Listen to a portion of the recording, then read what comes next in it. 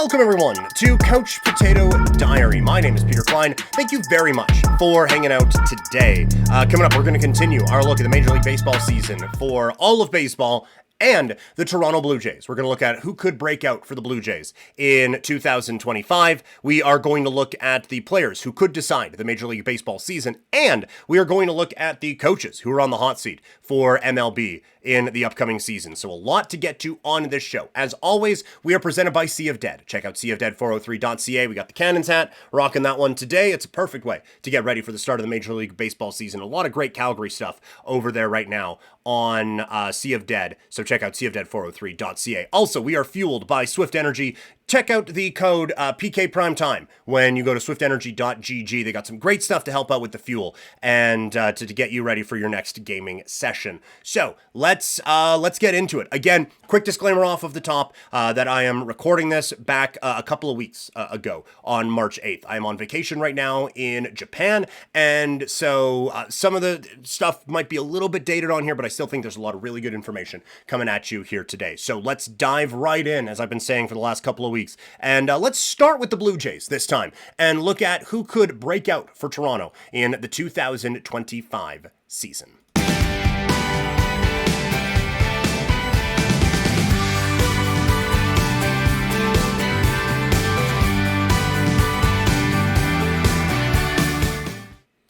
The Major League Baseball season is rapidly approaching. It started for a couple of teams, but for the Toronto Blue Jays, it is a very important one. And there's a lot of pressure on a lot of players on this team. We know that guys at the top, Vladdy, probably going to be pretty good. Gosman, probably going to be pretty good. Barrios, hoping he's going to be good. You have some hopes that there could be some bounce backs from guys like Springer, Bo Bichette, and a real boost from a new addition like Anthony Santander. But this Blue Jays team, the 2025 Blue Jays, if they're going to do anything, they are going to need some breakout performances this year. And there is so much pressure on this group in 2025. So right now, let's look at who could break out for the Blue Jays in that way this season. Let's begin with Orelvis Martinez. I think he has been forgotten about. He has a great spring last year, earns his way to the big club, and then, because everything went wrong for the Blue Jays a season ago, he goes out and gets suspended for 80 games for PED use. Now, looking at him this year, he hasn't exactly deflated, and there is still all of those traits there. And I think there's going to be a real mentality to prove everyone wrong after a PED suspension. And so I think that there is still a very talented player in that ball player. And I think that when you look at what he can bring to this lineup, if you have him, like if he can be a consistent everyday number 5 hitter for this team, and wherever you're going to put him, maybe a third base, maybe he's a DH, like who knows where you put him, but I feel like he has been forgotten about, and I think that he has a chance to really break out in a very substantial way for the Toronto Blue Jays for the upcoming season. So I think that he is the one that has the most kind of variance. Like he could be a guy that ends up in AA by the time this season is done, or like DFA'd or something like that, or there's a chance he's playing in the All-Star game. Like, I think that he has that much of a range of outcomes this season. The other one for me, another guy who's kind of been forgotten about a little bit, and that's Yariel Rodriguez. He came out as a swing guy last year. I think there's some good stuff there, and I think that he is going to have a bit of a turnaround. And I think, honestly, I think there's going to be a bit of an undeniability to him this year. I think it's going to be a little bit like a Bowden Francis last year, where you just, like, he kept performing, and he kept performing, and he kept performing. At some point, it's like, okay, yeah, he's that guy, I guess.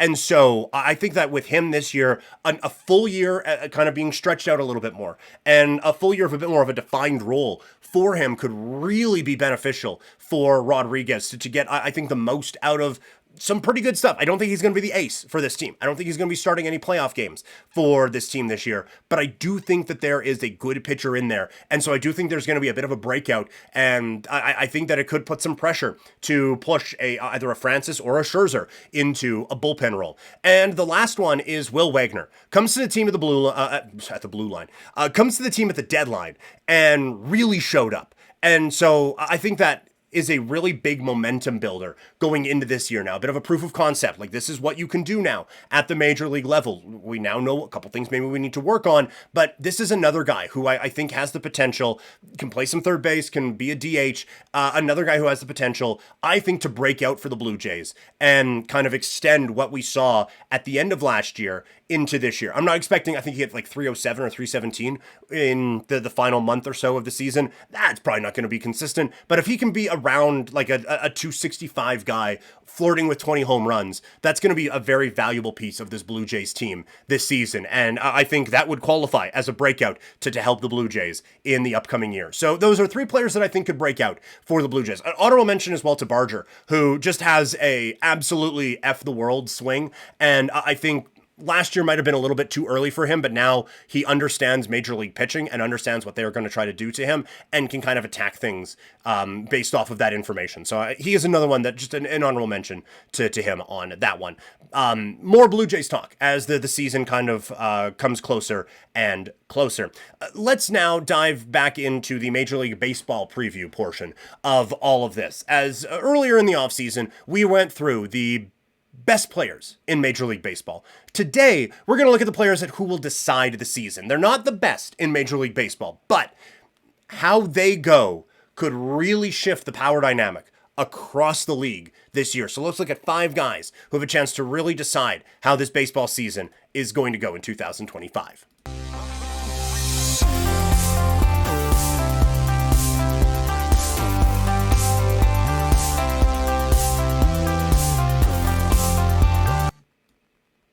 So, the Major League Baseball season, just about here.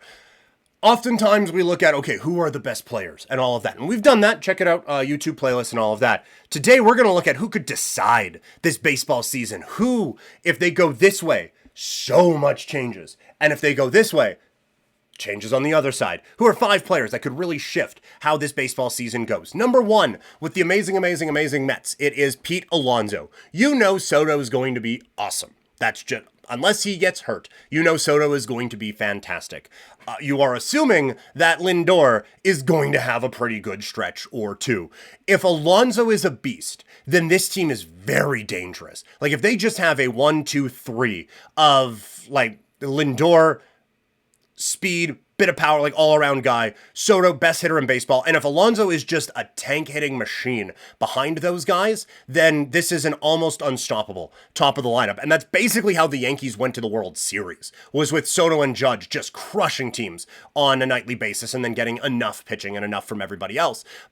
The Mets could basically just do that. But if Alonso has a bit of a down year, like if the average is going to stay really low and the power maybe takes a touch of a step back or whatever, then it's going to be tough for the Mets to compete with a talented, well-rounded Braves team and a top-heavy but very good Philadelphia Phillies team in a growingly competitive National League. So how Alonso goes, I think, is how the Mets go, and that really does influence a lot of how the National League goes. In the American League, Garrett Crochet, I think I said 5 before, it's 4 that we're looking at today. Garrett Crochet, if he is just a number 1, if he kind of reaches the potential that a lot of people think he has, then this brings us basically back a couple of decades where it's the Red Sox and the Yankees at the top of this division. It puts the Orioles in a really tough spot because they don't have the pitching to match that, and I think it puts the Blue Jays in a very tough spot as well.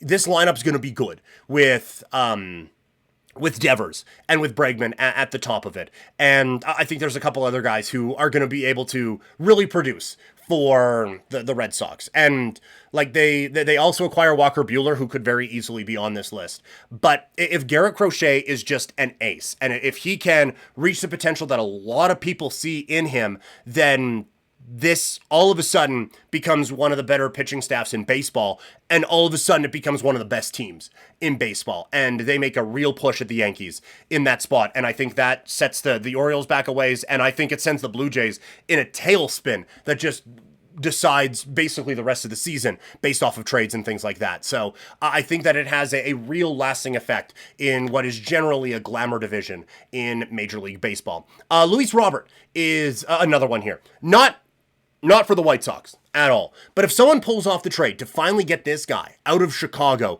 and brings him in, I think it could be a very big power dynamic shift in MLB. Don't look at any of his numbers in Chicago. This is a all-star caliber, extremely talented ball player. He is just in a piss-poor situation. If you can get that guy into a winning environment, this is going to be a dude who threatens for a spot next year in the top 10 in the best players in baseball. I genuinely believe that. I think there is all of that in there. It's just been surrounded by crap for so long. And so it's a move that I've wanted the Blue Jays to make for 2 off seasons now. Go get that guy. They've been looking for a center fielder maybe type with Varsho kind of being the center fielder by default. Blue Jays go out and get that dude to add to the top of their lineup. Varsho and left, Springer and right, let's say. Then you have a top of your order of Robert, Bichette, Vladdy, Santander, Springer batting 5, Kirk at 6, Varsho at 7, Wagner at 8 all of a sudden. Like, all of a sudden, it sets that up as one of the better lineups in baseball. The Yankees, if Dominguez just can't do it out in left field, and they just want to go out and just make an effort splash, add to that guy, all of a sudden the Yankees have easily one of the best lineups in baseball. And so, like, he is going to be a guy that if someone can just go out and get that dude, then you, I think, really can shift the power in your way in Major League Baseball. And the last one is Julio Rodríguez. If he's a star that a lot of people think he can be, and a star that he has been before, they have the pitching staff that they could be a very dangerous team, and they could, like, borderline run away with the West if he is just back to all-star level, given the talent they have in that rotation and a little bit of the pop that they have behind him. But if he is just a difference maker, and again, if he is a guy who is challenging for a top 10 spot in our best players of the year, or best players in Major League Baseball rankings by the time next season rolls around, then it probably means the Mariners have had a very good season, and he is absolutely capable of doing something like that. So he is someone who, and look, if he doesn't, then the Mariners just don't hit enough to be able to compete with the Rangers and what's left of the Astros out there. So I think he is a player that can really decide how the how the American League West goes in 2025. So those are players who can really decide some things. Couple coaches who need things to go their way in a very bad way. Let's look at 3 coaches who are on the hot seat going into the 2025 baseball season.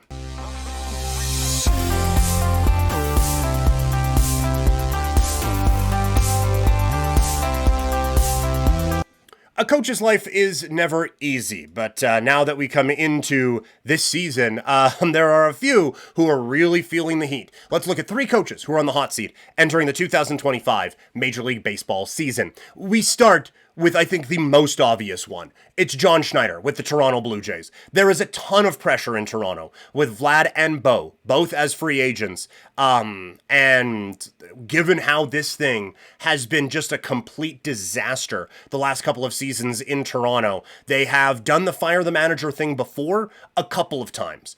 If this does not get off to a good start in Toronto, I think that is a lever that they pull really quickly. When you have a GM and honestly probably a president whose jobs are on the line, I think John Schneider needs this to be oh wow, the Blue Jays are 12-5 to start the season. They need that. If the Jays are, 7-10 as we get into the last week of April, then we're probably talking about a managerial change. Like I think one bad month and John Schneider is looking for other work and the Blue Jays are looking for a new manager. So that is the amount of pressure that this guy is under. And it just so happens to be in what appears to, again, be one of the most competitive divisions in all of baseball. So best of luck to you.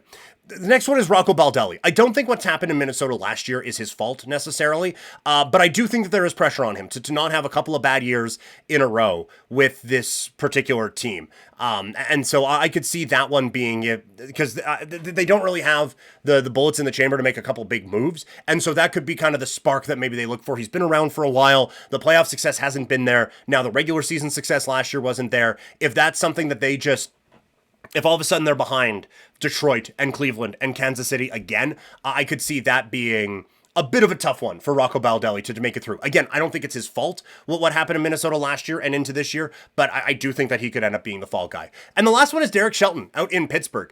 With Skeens now and the pitching staff that they have, they are now looking to improve. And because of that, there are actual expectations out in Pittsburgh. And so because of that, Derek Shelton, I think, is one who, it's not the John Schneider. Like if they go 7-12 to start the year, he's not getting fired. But if this season doesn't really show a whole lot of progression, specifically for Skeens, and if they don't seem like they're being more competitive in a division that it should be easy to be competitive in, then I could see Derek Shelton maybe getting, out of there, because it's one thing when you're losing a bunch of games and no one really cares, but now you're looking to build up a little bit more.